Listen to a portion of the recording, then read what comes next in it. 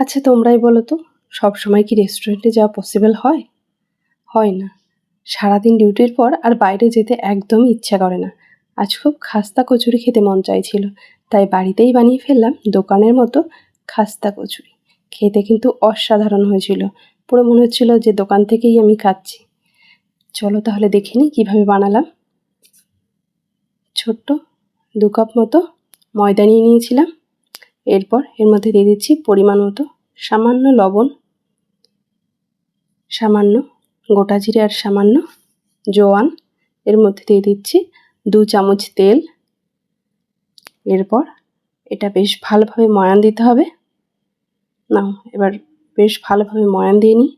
এদিকে মশলা নিয়েছি মৌরি, ধনে, 2টো শুকনো লঙ্কা, জিরে আর গরম মশলা। মশলাটা মিক্সিং জারে পেস্ট করে নিয়েছিলাম মুগ ডালটা অর্ধেক সেদ্ধ করেছিলাম। এরপর এটা বেশ ভালোভাবে মিহি একটা পেস্ট বানিয়ে নিয়েছি। এদিকে প্যানে তেল গরম করে তার মধ্যে দিয়ে দিচ্ছি 1 চামচ কুচানো কাঁচা লঙ্কা আর গ্রেট করা আদা কাঁচা লঙ্কা দিয়ে বেশ ভালোভাবে তেলের সাথে মিশিয়ে নেব।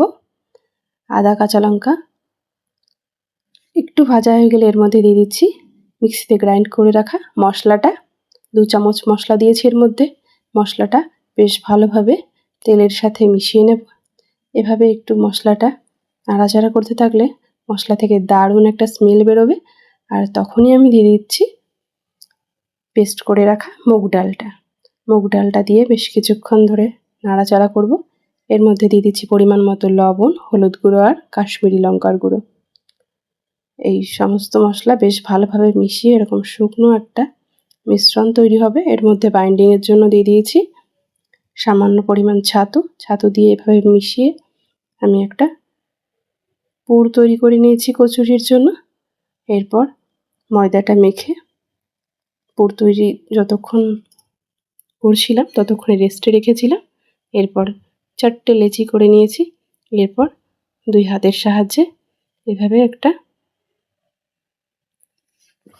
তৈরি করে নিয়ে তার মধ্যে পুর দিয়ে দিয়েছি। পুর দিয়ে এবার বেশ ভালোভাবে মুখটা এঁটে দিতে হবে, অবশিষ্ট আটাটা ফেলে দিতে হবে। এভাবে হাতের সাহায্যে আমি কচুরি তৈরি করে নিয়েছি। 4টে কচুরি হয়েছে। এরপর কড়াইতে দিয়ে দিচ্ছি তেল।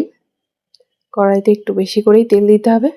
এভাবে হাত দিয়ে দেখে নিচ্ছি যে তেলটা গরম হয়েছে কিনা। তেল গরম হয়ে গেলে সেই গরম তেলের মধ্যে দিয়ে দিচ্ছি